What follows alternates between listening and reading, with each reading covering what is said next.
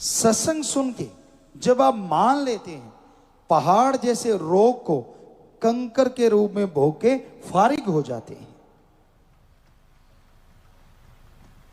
सत्संग की बात अगर आप मान लेते हो तो आपके अंत्यकरण की खुशियां चौगुनी 10 गुना हो जाती हैं। आपके अंदर आत्मिक शांति का संचार होता है, आपकी भावना शुद्ध हो जाती है, आत्मिक शक्ति बढ़ जाती है। किसी की बात कहने का, सुनने का असर नहीं होता, अपने पीर फकीर की तरफ ध्यान हो जाता है। कई कहते जी बहुत देर होगी नाम लिए, अब नूरी स्वरूप के दर्शन हुए नहीं, अपनी गलती नहीं मानेंगे, सारा ठीकरा संतों के सिर फोड़ देते हैं। आपको बात सुनाते हैं भीलनी की, कई बार आपने सुनी होगी। कहते हैं जवानी की उम्र में उसे इश्क हो गया, ऐरे गहरे से नहीं, श्री राम विष्णु जी से तड़पती रही। और उसका एक दिनचर्या थी, बहुत खूबसूरत थी, बहुत सुंदर थी। सारा सुबह उठ के जल्दी, जंगल का बड़ा रास्ता था, कुटिया की पगडंडी थी, अपनी कुटिया बना रखी थी घास फूस की जैसी बन पाई। तो उस रास्ते से लेके कुटिया तक सुबह झाड़ू देती। जंगल वन में बहुत फूल थे, फूल तोड़ के लाती। जरा ध्यान से सुनिए, उस पगडंडी पे फूल बिछा देती और पालथी मार के इंतजार करती कब दर्शन होंगे, कब दीदार होंगे। शाम को उसी तड़प में जंगल से कुछ बीनती, खा पी के सो जाती। फिर सुबह उठती, उन फूलों को अलग कर देती, नए वाले बिछा देती। जवानी से अधेड़ और अधेड़ से बुढ़ापा आ गया। वहां के ऋषि जो भी जाते उसे बावरी कहते।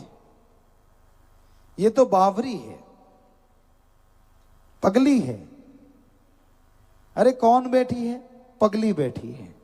बेचारी के दांत भी चले गए, कुछ कुछ सफेद हो गया सिर, बुजुर्ग अवस्था आ गई, लेकिन वो रूटीन नहीं बदला। रोजाना सुबह फूल बिछाने और बिछा के ये पगडंडी है, सामने बैठ जाना। आएंगे भगवान, ऐसा तो हो नहीं सकता। भीलनी की ना सुने, आएंगे जरूर। बैराग में रोती रहती, सुमरन करती रहती। और एक दिन सामने क्या देखती है? कोई जटाधारी, बहुत ही खूबसूरत। और अंदर से पता चला कि मेरा भगवान आ गया, चला आ रहा है। और उसके साथ एक और नौजवान है। निगाह मारती है, अश्रुधारा आगे से डबल हो जाती है। ओ, ये तो मेरे भगवान है। पांव को छूती है। अहो भाग्य, आजकल के कलयुगी जीवों की तरह उड़ाम्बे नहीं देने शुरू कीते। इन्ना चिर होगा आया नहीं, मर गई मैं था। ये कलयुग है, वो भी कोई टाइम था। आज तो थोड़े दिनों में पूछ टेढ़ी हो जाती है, बड़ खा जाते हैं बैठे बैठे। तो उसने कोई उलाहना नहीं दिया, कोई ताना नहीं मारा। पांव को चूमती है, आंखों पे लगाती है, हाथों को छाती पे लगाती है, पांव से लिपट जाती है, बैराग में रोती चली जाती है। अंदर घास फूस की एक सेज बनाई है, वहां बिठाती है, पांव धोती है। आपको दुख तो नहीं हुआ? आप मेरे लिए कितनी जंगलों में कष्ट सहते हुए इस कच्ची सी झोंपड़ी में आके बैठे हो, कितना रास्ता तय करके आए हो, आपको कोई तकलीफ तो नहीं हुई? तड़पती है, बैराग बढ़ता जाता है। हो, मैं कैसी पगली हूं, सारे पगली कहते हैं, मैंने तो आपको कुछ पूछा ही नहीं। पानी देती है। बेर रखे हुए हैं, चुन चुन के रखती है, रोज थोड़े खराब होते बदल देती है और बेरों को खाना शुरू करती है। बेर खाती है, जो मीठा है वो श्री राम जी को देती है और जो दूसरा उसको फेंक देती है। श्री राम जी खाते हैं, लक्ष्मण देखता है ये क्या कर रहे हैं भैया, अरे इसके जूठे बेर, बुजुर्ग है, कपड़े बेचारे के फटे हाल हैं, पर ये तो भक्त और भगवान ही जानते हैं ना कि उसमें कितना आनंद होता है, कितनी लज्जत होती है। कहती प्रभु आपको कैसे लग रहे हैं? कहते सच बताएं भीलनी? कहते हाँ, इतना स्वादिष्ट भोजन हमने जिंदगी में कभी किया ही नहीं। तो ये है मालिक के प्यार की बात, सच्चाई कहानी नहीं है, ये हकीकत है। और आज का कलयुग, आज भी भीलनी जैसे भक्त हैं जो अल्लाह वाहिगुरु मालिक के प्यार में डूबे हैं, पर ऐसे भी हैं भक्ति कम करते हैं, ताने ज्यादा देते हैं। यार कब से सिमरन कर रहा हूं, कब से भक्ति कर रहा हूं, तू चलो भक्ति को खरी कसपटी पे कर उतार के देख ले, क्या तेरे को गुस्सा नहीं आता? क्या अहंकार नहीं आता? क्या काम वासना, क्रोध, लोभ, मोह, अहंकार, मोह, ममता, क्या इनमें नहीं डूबता? डूबता है तो अभी तक तो तेरी सफाई नहीं हुई, रूहानी स्वरूप कहां से प्रकट हो जाए? वो तो उस अधम इब्राहिम जो राजा था, जिसके ऊपर कबीर जी ने कूड़ा करकट क्या गंदगी जब गिरा दी थी, तो उसने ये बोला था कि वाह पाने वाले, मेरा मन अहंकारी इसी के काबिल था। वो तो अभी दूर की बातें हैं, अभी तो तेरे अंदर का ही कचरा साफ नहीं हुआ। रूहानी स्वरूप यूं ही प्रकट हो जाए? होता है, 100% होता है, लाखों के हुआ है, लेकिन जब हृदय साफ हो जाता है, भावना पवित्र हो जाती है, जब प्रबल इच्छा हो जाती है, आपके मन के अनुसार अल्लाह वाहिगुरु राम नहीं चलता, उसके अनुसार आपको चलना होता है। यही है रूहानियत, यही है सूफियत। ये नहीं कि आप जैसा चाहें वैसा भी होता रहे और नूरी स्वरूप भी प्रकट हो जाए, वे आ भाई तेरे बिना तो मेरे बाजू आंकड़े पड़े थे। ऐसा नहीं है, आपने उसको पाना है। वो तो आपको रोज ही देखता है, उसने तो आपको बनाया है।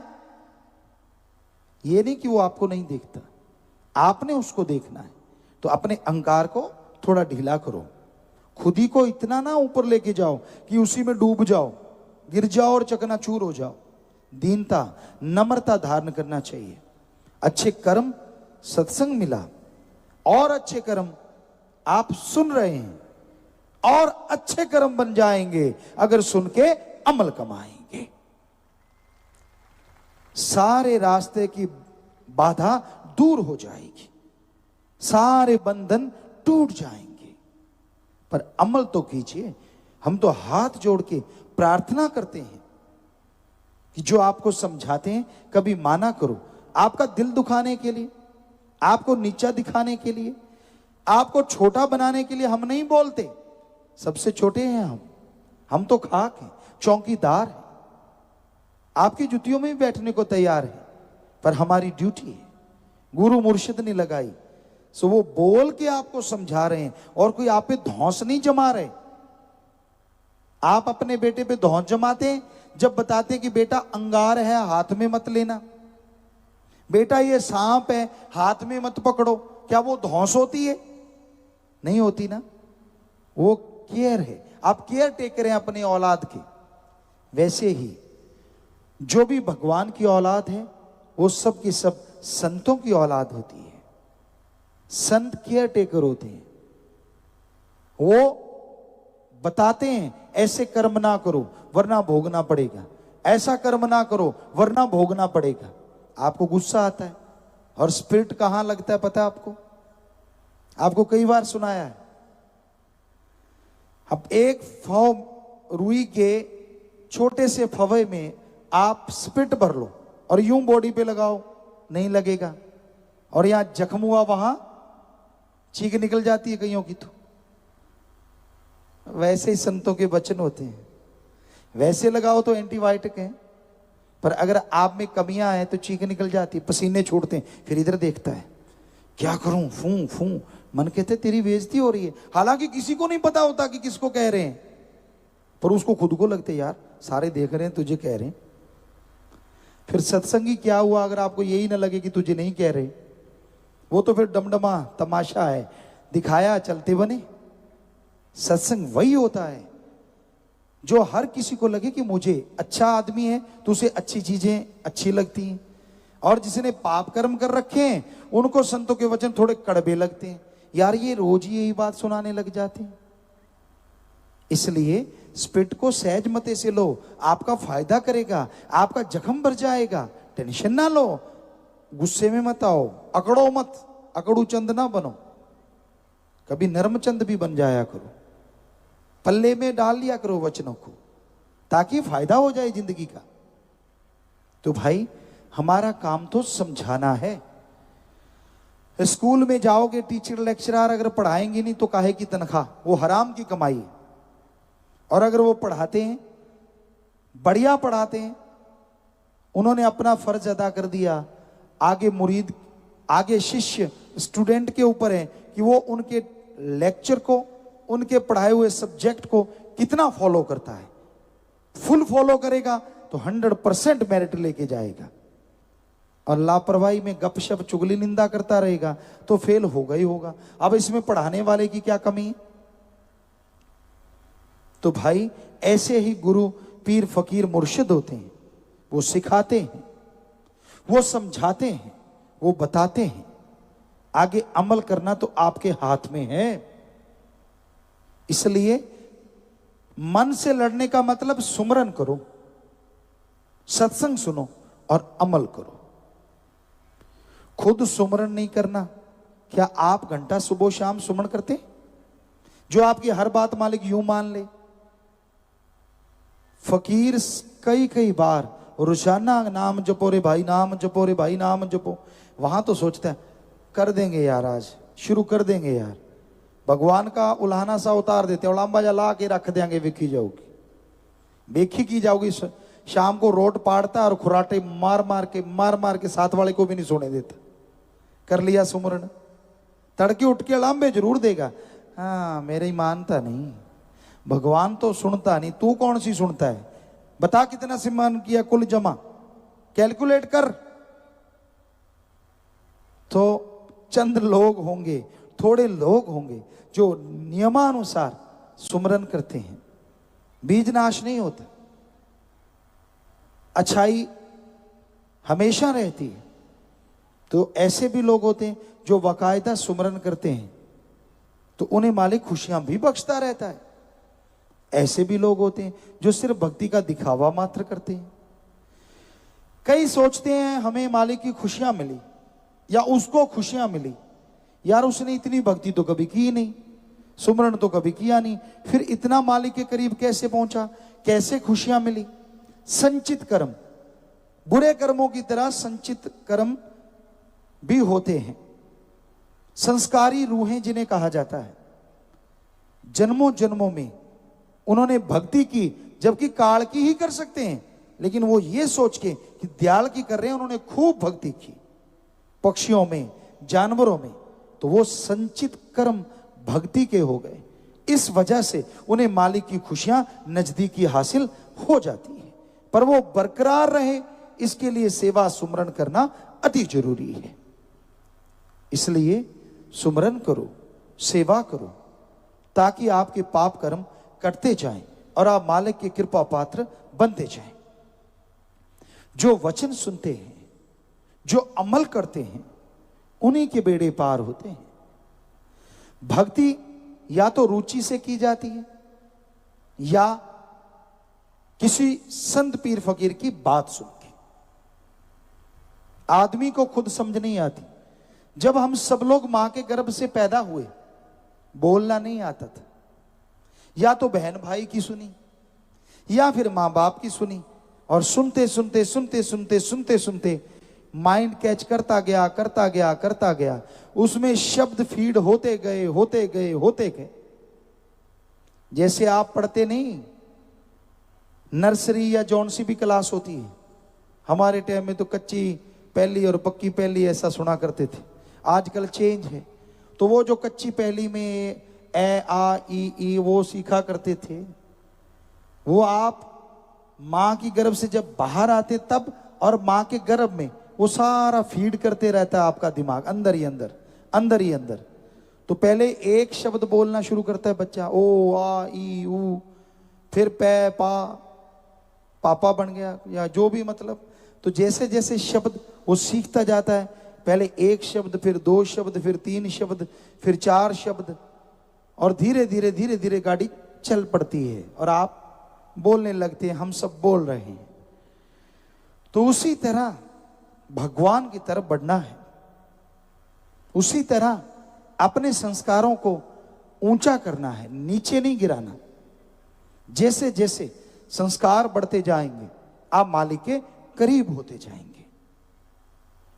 जैसे जैसे आप प्रभु का नाम जपते जाएंगे वैसे वैसे उसकी रूहानियत का ए आ कै का कै ख ग सब आने लग जाएगा।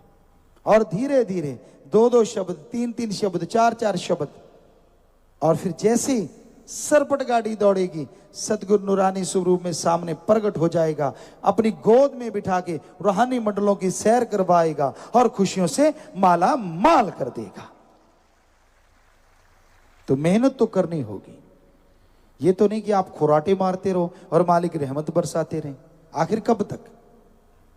तो अपने गिरेबान में देखो, अपनी चारपाई के नीचे झांकिए, गिरेबान में देखिए, दूसरों को बुरा ना कहिए, दूसरों पे ठिकरा मत फोड़िए।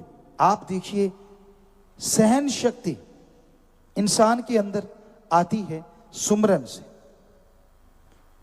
जब सहन शक्ति बढ़ जाती है, कोई कुछ भी करता फिरे कोई फर्क नहीं पड़ता, आदमी स्ट्रांग हो जाता है, उसे बेचैनी अशांति नहीं होती, वो शांत स्वभाव हो जाता है। पर यह सुमरन से संभव है, जादू टोना मंत्र से नहीं। सेवा करते हो, साथ में सुमरन करो, यकीनन सहन शक्ति होगी और उसी से परम पिता परमात्मा के नूरी स्वरूप के दर्शन कर पाओगे।